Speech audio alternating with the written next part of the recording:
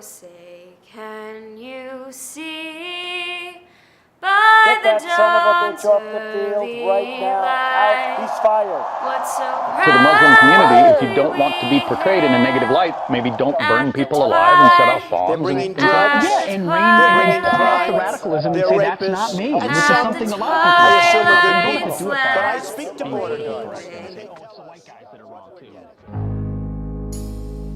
We're tired. Tired of our lived experiences being recited to us. Tired of being asked for our stories and not our expertise. Tired of representation and equity being pushed down the line as a plan and not a reality. Tired of allies talking at us but not listening. It's our turn.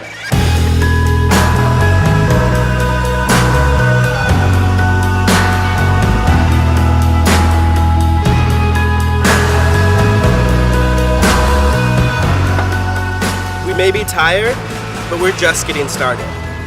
That's why my best friend and I, Amina, are launching The Assembly. The Assembly is a newsletter featuring the voices of commonly excluded groups of people. With personal narratives, interviews, reported essays, and more. We're celebrating what makes us unique And what unites us all.